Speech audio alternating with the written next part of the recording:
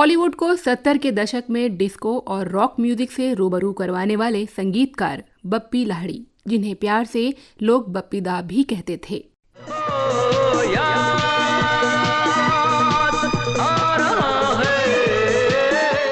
बप्पी लाहिड़ी ही एकमात्र ऐसे गायक थे जिन्होंने संगीत को नई पहचान दिलाई। अपने रॉक और फास्ट म्यूजिक के जरिए लोगों के दिलों पर छा गए।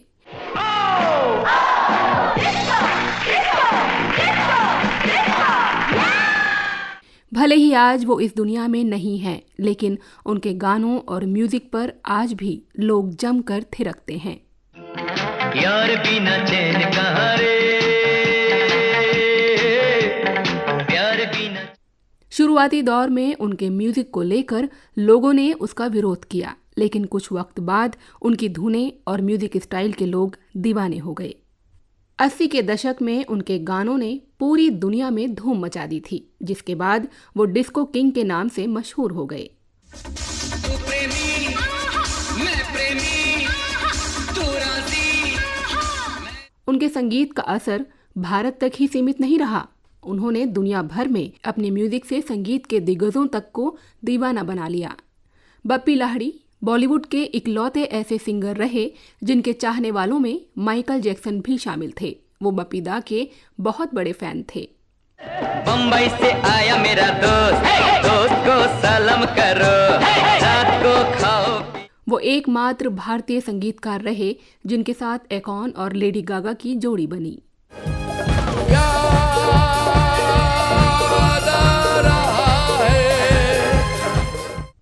नमस्कार, प्रणाम, आभार और आदाब। आप देख रहे हैं सिनेमा सफर विद आरजे प्रीति कमल और बात हो रही है मशहूर संगीतकार और गायक बप्पी लाहिड़ी की। मुझे मंगा तेरे दीवाने, तुझे मैं। बप्पी दा के नाम के साथ दो चीजें हमेशा जुड़ती आई हैं। पहला यूनिक म्यूजिक और दूसरा गोल्ड। ये तो सबको पता है कि वो हमेशा भारी भरकम सोने के गहने पहनते थे, लेकिन आपको जानकर हैरानी होगी कि बप्पी दा चाय भी सोने की प्याली में पीते थे। क्या था उनके गोल्ड से लगाव की वजह? किस्मत, कनेक्शन, या फिर वो एक विदेशी कलाकार की कॉपी करते थे? बताऊंगी इस पेशकश में आगे।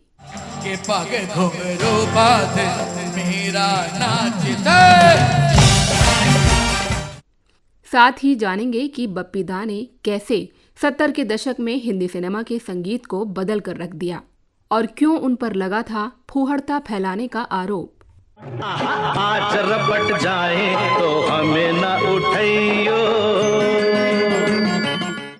इसके अलावा बताऊंगी कि बचपन से ही बप्पी दा और लता मंगेशकर में कैसे बन गया था माँ बेटे का रिश्ता। साथ ही सुनाऊंगी वो वाकया जब भरी महफिल में अभिनेता राजकुमार ने उड़ाया था बप्पी दा का मजाक। मेरे दिल गाए जा सुबी सुबी सुबी, मस्ती में गाए जा सुबी सुबी सुबी। और अंत में जानेंगे कि आखिर क्यों बप्पी दा ने अपने लुक का पेटेंट कराया था। इन सारी बातों पर आने से पहले जान लेते हैं कि कैसा रहा बप्पी दा के गायक और संगीतकार बनने का सफर। हाँ, गोरों की न कालों की दुनिया है। 27 नवंबर 1952 को पश्चिम बंगाल के न्यू जलपाईगुड़ी में अपरेश लाहिड़ी की पत्नी बांसुरी लाहिड़ी से बप्पी दा का जन्म हुआ। तब इनका नाम रखा गया था अलोकेश। ये अपने माता पिता की इकलौती संतान थे और घर में लोग इन्हें प्यार से बप्पी कहते थे। बप्पी दा के पिता अपरेश लाहिड़ी और माँ बांसुरी लाहिड़ी दोनों ही मशहूर क्लासिकल सिंगर थे। इस तरह आंखें खोलते ही इन्हें एक संगीतमय माहौल मिला। इंतहा हो गई इंतजार की। बप्पी के माता पिता दोनों ही संगीत जगत का बड़ा नाम थे और उस जमाने में कलकत्ता म्यूजिक इंडस्ट्री में इनके माता पिता की बड़ी हैसियत थी। इसके चलते बड़े स्टार से मिलने का मौका इन्हें कम उम्र से ही हासिल होने लगा था। लता मंगेशकर के परिवार से इनके माता पिता के बहुत अच्छे संबंध थे। लता जी का जब भी कलकत्ता जाना होता तो इनके घर भी आती थीं। बप्पी जब संगीत इंडस्ट्री में आए तो वो खुद भी लता मंगेशकर को अपनी सरस्वती माँ कहते थे।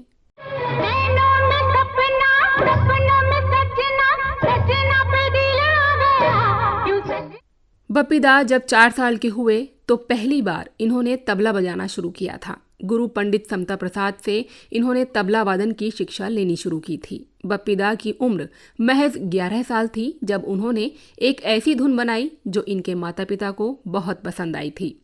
उस धुन पर इनके पिता ने एक गाना रिकॉर्ड किया। चलते चलते मेरे ये गीत याद रखना। इस तरह छोटी सी उम्र में ही ये तय हो गया था कि आगे चलकर ये संगीत की दुनिया का एक बड़ा नाम बनेंगे, और हुआ भी ठीक ऐसा ही। संगीत में बप्पी दा इतने ज्यादा व्यस्त थे कि स्कूली पढ़ाई ज्यादा नहीं कर सके। महज 11वीं तक पढ़ाई करने के बाद इन्होंने स्कूल जाना छोड़ दिया। साल 1969 में जब उनकी उम्र महज 17 साल थी, तब बंगाली फिल्म दादू से इनके करियर का आगाज हो गया। इस फिल्म में उन्होंने संगीत दिया था। इसी के बाद इन्होंने मुंबई जाने की तैयारी करना शुरू कर दिया।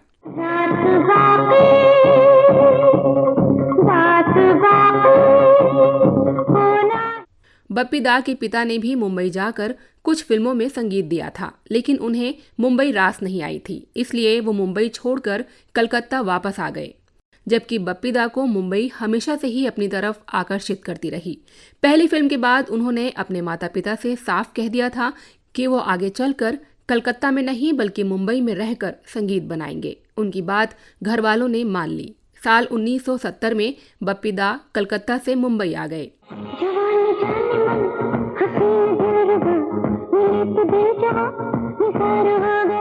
ये वो दौर था जब हिंदी सिनेमा में एस.डी. बर्मन, ओ.पी. नैयर और शंकर जयकिशन जैसे पुराने दिग्गज और लक्ष्मीकांत प्यारेलाल, कल्याण जी आनंद जी और आर.डी. बर्मन जैसे नए खिलाड़ी पहले से ही म्यूजिक इंडस्ट्री पर छाए हुए थे। इतने बड़े लोगों के बीच खुद को स्थापित करना कोई आसान काम नहीं था।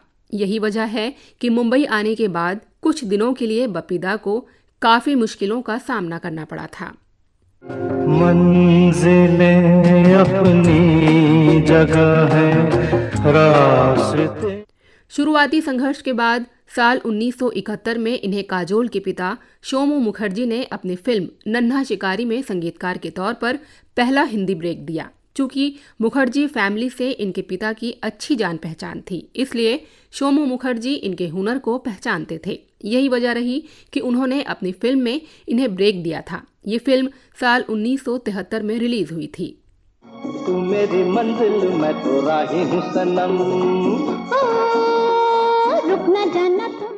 इसके बाद 1973 में बी.आर. इशारा ने इन्हें अपनी फिल्म चरित्र का म्यूजिक बनाने की जिम्मेदारी दी। ये परवीन बॉबी की पहली फिल्म थी। इसके बाद 1974 में इन्होंने बाजार बंद करो नाम की फिल्म का म्यूजिक बनाया था। ये सब वो फिल्में रहीं जो बॉक्स ऑफिस पर तो नहीं चली, लेकिन इन फिल्मों का संगीत लोगों को जरूर पसंद आया। रघुकुल रीति सदा चलिया।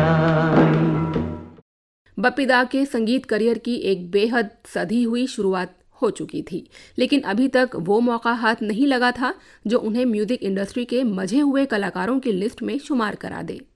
खैर, जल्द ही नासिर हुसैन और ताहिर हुसैन की एक फिल्म से बप्पी दा ने अपने हुनर का लोहा मनवा लिया। दरअसल बप्पी दा का बनाया एक गीत ताहिर हुसैन ने कहीं सुन लिया था। उन्हें इस गीत की कॉम्पोजिशन बहुत पसंद आई।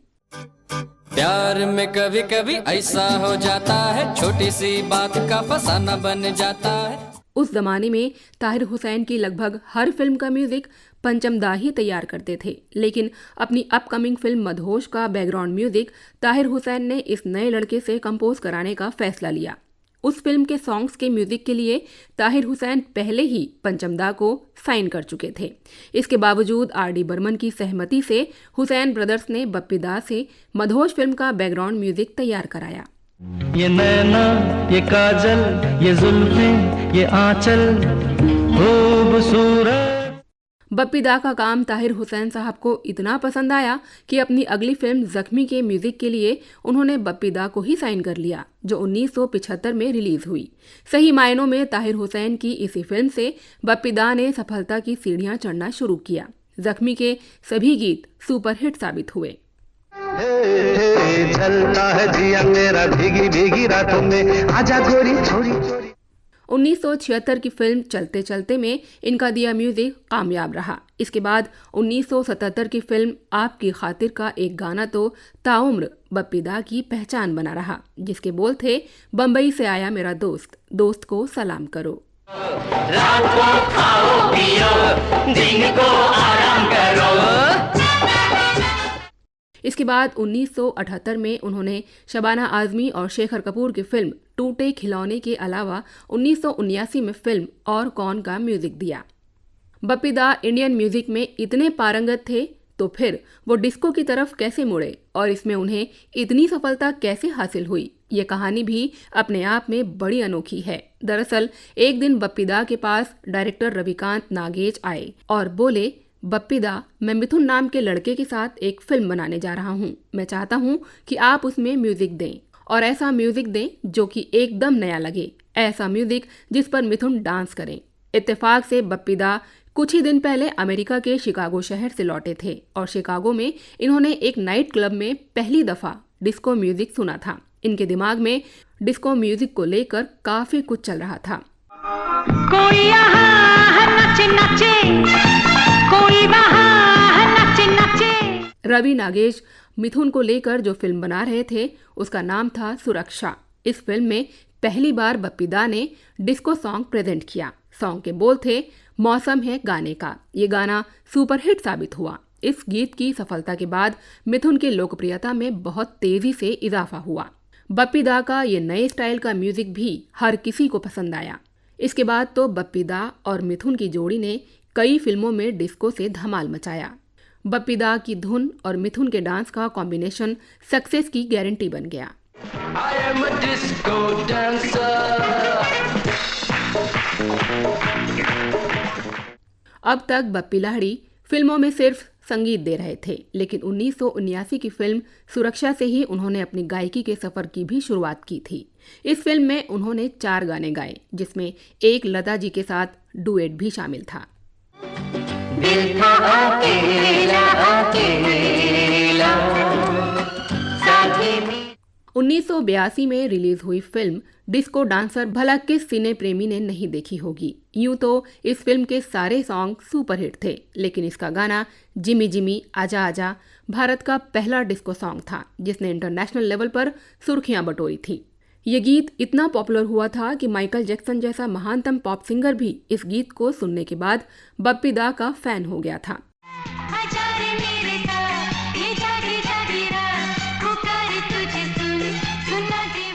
फिल्म डिस्को डांसर ने न सिर्फ बप्पी लाहिड़ी बल्कि बॉलीवुड के संगीत की दिशा बदल दी। ये फिल्म 2 ही बातों के लिए आज भी याद की जाती है, एक मिथुन चक्रवर्ती के डांस मूव्स और दूसरा बप्पी लाहिड़ी का डिस्को म्यूजिक। पार्वती खान की आवाज़ में जिमी जिमी, विजय बेनेडिक्ट की आवाज़ में I am a disco dancer, Bappi की आवाज़ में याद आ रहा है, सुरेश वाडेकर और उषा मंगेशकर की आवाज़ में गोरों की ना कालों की। ये सारे ही गाने उस जमाने में बच्चे बच्चे की जुबान पर थे और आज भी फिल्मी संगीत की अनूठी सौगात के तौर पर दर्ज हैं। इस फिल्म ने मिथुन चक्रवर्ती को रातों रात स्टार बना दिया था और बप्पी के संगीत पर उनके डांस के स्टेप्स सिनेमा के इतिहास में दर्ज हो गए।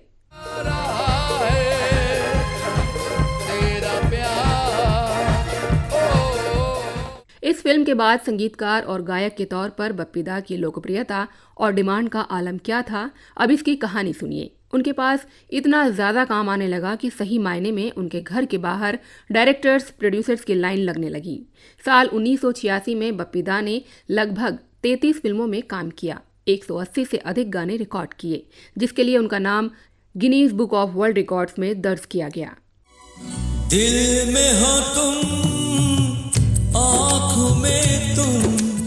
फिल्म शराबी के गीत 4 यार में तो बप्पी दा ने अमिताभ बच्चन से भी गाना गवा दिया। इसके अलावा फिल्म शराबी के गाने के लिए ही उन्हें पहली बार best music director Filmfare award मिला। लोग कहते हैं मैं शराबी हूँ। बप्पी लाहिड़ी को डिस्को किंग के रूप में जाना जाता है। इसके साथ ही स्टार सिंगर अपनी अतरंगी ड्रेसिंग सेंस के लिए भी खूब मशहूर थे। बप्पी लाहिड़ी हमेशा भारी मात्रा में सोने के गहने पहनते थे, जो उन्हें हर किसी से अलग बनाता था। वो मशहूर Hollywood music director Elvis Presley से बहुत ज़्यादा इंस्पायर्ड थे। बप्पी दा ने इस बात का खुलासा किया था कि जब भी वो एल्विस प्रेस्ली के गले में पड़ी हुई सोने की चेन को देखते थे तो उनका दिल भी सोना पहनने के लिए मचलता रहता था। उनका ख्वाब था कि जब कभी भी उनके पास पैसा आएगा तो वो भी अपने इस शौक को पूरा ज़रूर करेंगे। और जब ये वक्त आया तो ढेर सारा गोल्ड पहने मुस्कुराता चेहरा बप्पी दा की पहचान बन गया।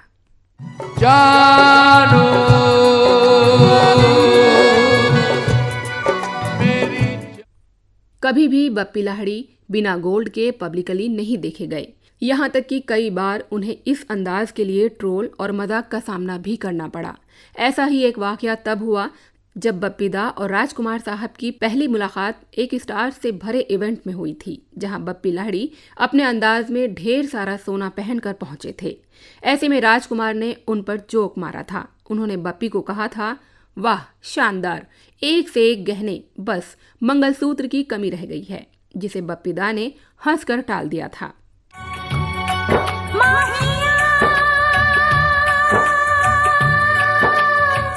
एक इंटरव्यू में बप्पी दा ने बताया था कि सबसे पहले उनकी मां ने उन्हें एक सोने की चेन पहनाई थी और उसके बाद ही उनकी किस्मत का सितारा चमका और म्यूजिक इंडस्ट्री में बड़े मौके मिलने लगे। वो कहते थे कि सोना मेरे लिए लकी चार्म है और पूरी दुनिया में वो गोल्ड मैन के तौर पर पहचाने जाते हैं। आगे उन्होंने बताया था कि मेरी मां ने मुझे हरे राम हरे कृष्णा लॉकेट के साथ एक सोने की चेन पहनाई थी। इसी के बाद मुझे फिल्म जख्मी मिली, जो मेरी पहली ब्लॉकबस्टर फिल्म थी। आओ तुम्हें चांद पे ले जाएं, प्यार भरे। उन्होंने आगे बताया था कि मेरी मां के बाद ये मेरी पत्नी चित्रानी थी, जिन्होंने मुझे 1977 में मेरे जन्मदिन पर एक गणपति लॉकेट के साथ एक और सोने की चेन गिफ्ट की थी। इसके बाद आपकी खातिर का गाना बम्बई से आया मेरा दोस्त सुपर सक्सेसफुल साबित हुआ। यही वजह रही कि कामयाबी जैसे जैसे मिलती गई, बप्पी दा की सोने की जंजीरें भी बड़ी होती गईं। माना हो तुम बेहद हंसी। अब बात उस वाकये की जब माइकल जैक्सन से पहली बार बप्पी दा की मुलाकात हुई और वो भी इनके गोल्ड को देखकर इनके मुरीद हो गए थे। दरअसल 1996 में माइकल जैक्सन पहली बार भारत आए थे। यहाँ वो स्वर्गीय बाला साहेब ठाकरे के मेहमान थे और उनके घर भी आए थे। बाला साहेब ने उसी दिन बप्पी दा को भी बतौर मेहमान इनवाइट किया था। माइकल जैक्सन की नज़र जैसे ही बप्पी दा पर पड़ी तो वो उनके गले में मौजूद भगवान गणेश वाली सोने की चेन से बेहद प्रभावित हुए।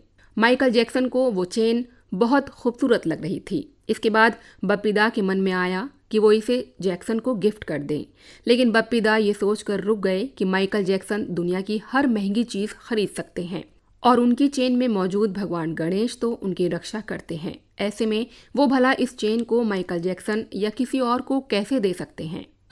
ओ लाल दुपट्टे वाली तेरा नाम तो बता। खैर, जब बाल ठाकरे ने माइकल जैक्सन को बताया कि बप्पी लाहिड़ी भारत के एक बहुत बड़े म्यूजिक कंपोजर हैं, ये सुनकर माइकल जैक्सन बहुत खुश हुए। बप्पी दा ने माइकल को बताया कि डिस्को डांसर का म्यूजिक उन्होंने ही कंपोज किया था। इसके बाद माइकल ने तुरंत उनके गाने जिमी जिमी का जिक्र किया था।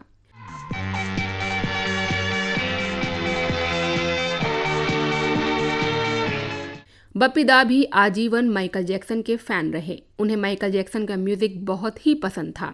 साल 2009 में जब माइकल जैक्सन की मौत हुई तो बप्पी दा भी बेहद दुखी हुए थे। उन्होंने जैक्सन को समर्पित एक गाना बनाया था जिसका टाइटल था डोंट से गुड बाय।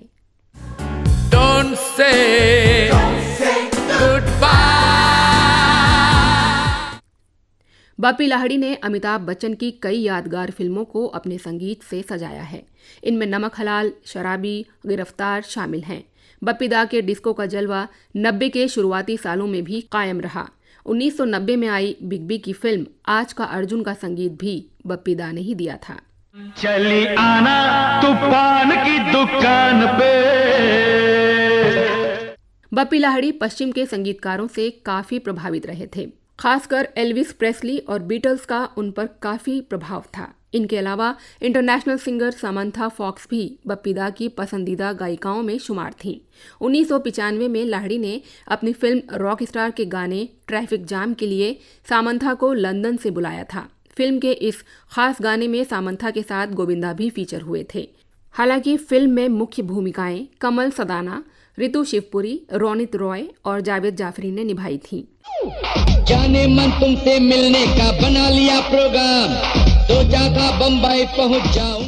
उनका संगीत हॉलीवुड ने भी कई बार इस्तेमाल किया है।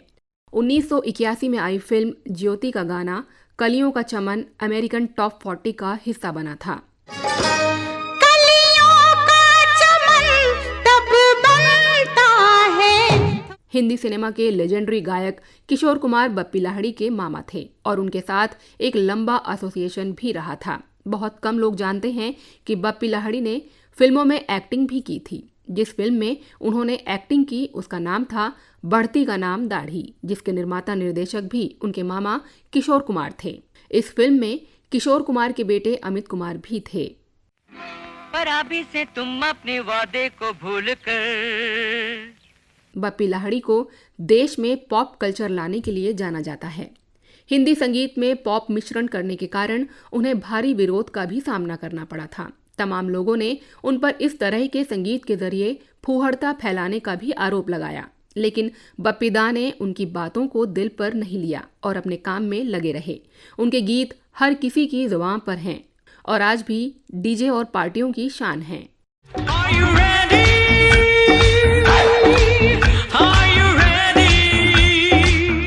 बप्पी लाहिड़ी दिग्गज गायिका लता दीदी को अपनी मां मानते थे। उनका लता मंगेशकर के साथ बचपन से बेटे जैसा रिश्ता था। लता जी ने बप्पी के पिता अपरेश लाहिड़ी के संगीत निर्देशन में कई बांग्ला गाने गाए। इसके अलावा बप्पी का करियर आगे बढ़ाने में लता दी ने बहुत मदद की। उन्होंने बप्पी की पहली बंगाली फिल्म दादू में भी गाना गाया था। इसके अलावा बप्पी दा के आग्रह पर लता ने फिल्म जख्मी के 2 गाने गाए जो हिट हुए थे। गोरी है कलाइया, तुला ने मुझे हरी हरी चूड़ियां।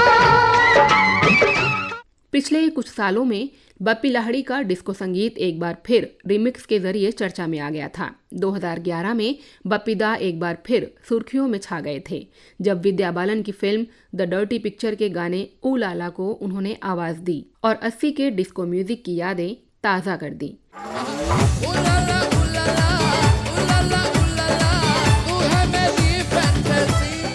2017 में आई वरुण धवन की फिल्म बद्रीनाथ की दुल्हनिया में उनके हिट गाने तम्मा तम्मा को रिमिक्स करके यूज किया गया था। 2020 की फिल्म शुभ मंगल ज्यादा सावधान में उनका गाना अरे प्यार कर ले को रिमिक्स किया गया था। 2020 में ही आई टाइगर श्रॉफ की बागी 3 आखिरी हिंदी फिल्म है जिसमें बप्पी दा की आवाज़ सुनाई दी। बप्पी दा की निजी जिंदगी के बारे में बात करें तो चित्राणी लाहिड़ी से इन्होंने शादी की थी। इनकी पर्सनल लाइफ एकदम शांत, शानदार और बिना किसी कंट्रोवर्सी वाली रही। चित्राणी और बप्पी दा के 2 बच्चे हैं। बेटा बप्पा लाहिड़ी जो कि पापा की ही तरह एक म्यूजिक डायरेक्टर है और बेटी रीमा लाहिड़ी गायिका हैं। बप्पी दा को संगीत और अपने लुक से बहुत लगाव था। यही वजह रही कि उन्होंने अपने लुक को पेटेंट करा लिया था। मतलब उनका लुक कोई भी कभी भी किसी पब्लिक प्लेस पर कॉपी नहीं कर सकता था। ये पग घुंघरू बांध मीरा नाचती और हम। बप्पी दा ने ढेरों फिल्मों में म्यूजिक तो दिया ही, उन्होंने राजनीति में भी अपने कदम जमाने की कोशिश की थी। बीजेपी के टिकट पर इन्होंने पश्चिम बंगाल की श्रीरामपुर लोकसभा सीट से 2014 में लोकसभा चुनाव लड़ा था। हालांकि इन्हें हार का सामना करना पड़ा था। इसके बाद इन्होंने एक्टिव राजनीति से खुद को दूर कर लिया था। अपने सभी तड़क भड़क के बावजूद वो काम में डूबे रहने वाले व्यक्ति थे। अपने 50 साल के करियर में उन्होंने 500 से अधिक फिल्मों में काम किया और 5000 से अधिक गानों का संगीत तैयार किया। जब से मिले नैना तुमसे। भारतीय संगीत में बप्पी दा ने जितना योगदान दिया उस हिसाब से उनको सम्मान या अवार्ड नसीब नहीं हुआ। उन्हें ना तो कोई नेशनल अवार्ड मिला और ना ही कोई पद्म पुरस्कार। बड़े पुरस्कारों की बात करें तो सिर्फ फिल्म फेयर ने उन्हें 63वां लाइफ टाइम अचीवमेंट अवार्ड दिया था। कई अवार्ड्स के अलावा कभी ग्रैमी पुरस्कार ना जीत पाने का मलाल बप्पी दा को ताउम्र रहा। भले ही वो ये अवार्ड नहीं जीत सके, लेकिन इसके जूरी में उन्हें शामिल किया गया था। हरि ओम हरि हरि ओम हरि हरि ओम हरि हरि ओम। इस बेमिसाल संगीतकार ने 15 फरवरी 2022 को 69 साल की उम्र में इस दुनिया को अलविदा कह दिया। बप्पी दा ने मुंबई के क्रिटिकेयर हॉस्पिटल में अपनी अंतिम सांसें ली। मैं तो यहाँ जीता रहा सारे गम दिल के भुला के। भले ही इस बेमिसाल संगीतकार के जीवन का अंत हो गया, लेकिन जब तक उनकी धुनें और गीत फिजा में गूंजते रहेंगे तब तक वो यादों में जिंदा रहेंगे। बप्पी दा को श्रद्धांजलि देते हुए मैं आरजे प्रीति कमल आपसे विदा लेती हूँ। कार्यक्रम पसंद आया हो तो चैनल को लाइक, सब्सक्राइब और शेयर जरूर करें। आपसे फिर होगी मुलाकात। नमस्कार।